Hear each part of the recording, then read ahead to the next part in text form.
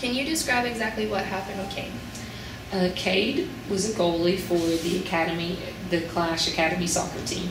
And last May, on Mother's Day, pouring down rain, he was coming out for a one-on-one, and when he was going for the ball, the kid on the other team couldn't stop, and he knees Cade in the gut, which wouldn't have been a big deal, except we didn't realize it, but Cade had an anomaly called a horseshoe kidney, where instead of having two separate functioning kidneys, he had one kidney functioning as two.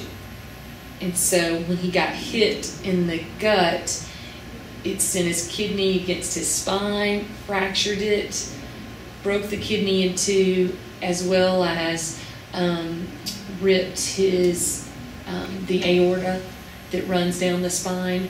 Right where that starts to branch off, it ruptured that, and he had massive internal bleeding.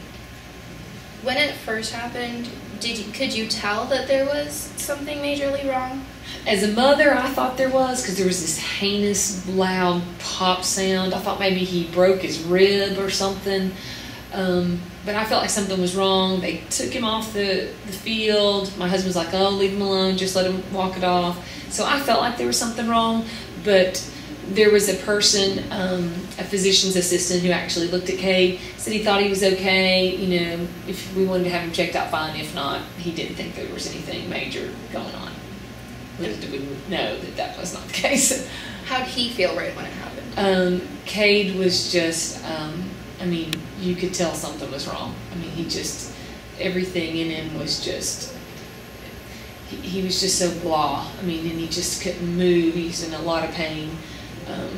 And he just kept wanting to bend over and, you know, lie down, but he was in a lot of pain. Did y'all go to the hospital immediately after?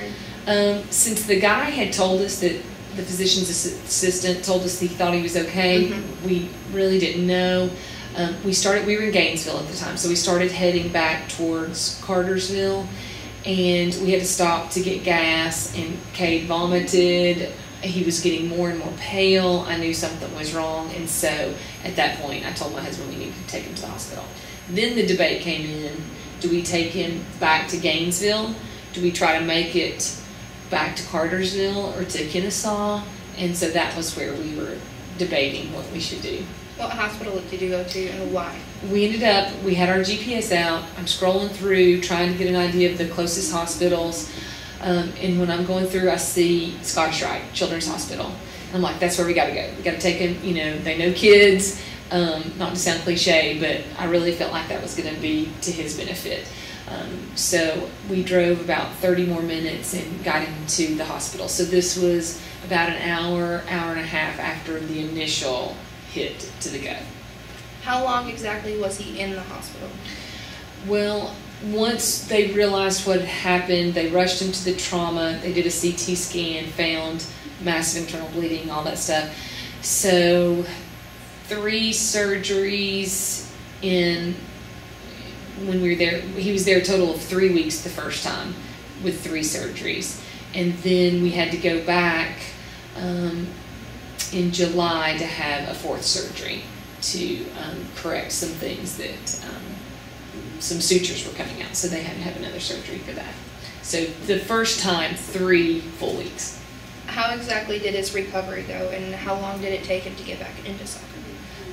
He was playing soccer again in the fall. So September, October, the accident happened in May.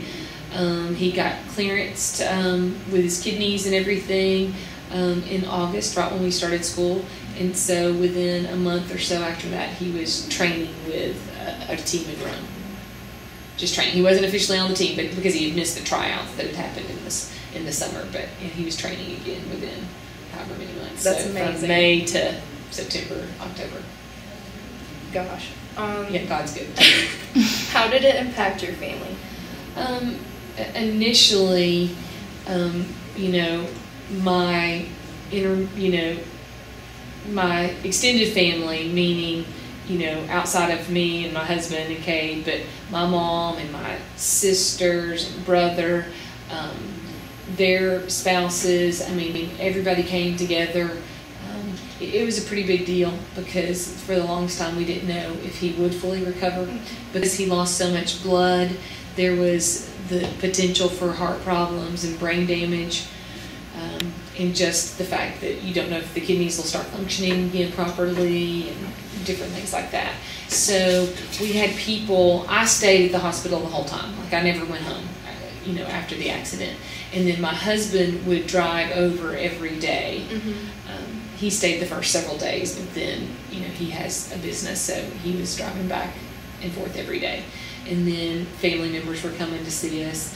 We had people bringing us meals, people from the teachers and the staff here at the high school. My other extended family, they were amazing. I mean, I just cannot tell you the support and the prayers that poured out on.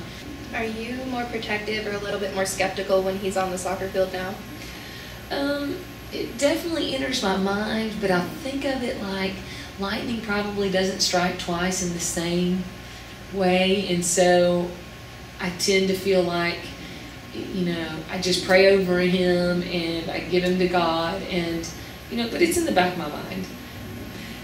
So maybe a little bit, but yet I try to force myself not to, be for his behalf. On his, yeah, so that I'm not too overprotected. Yeah. So that was another reason I wanted to get him back into soccer as soon as I could, because had I had to wait longer, I don't know that you could let him go back. You got to just get back on the horse and go. Yeah.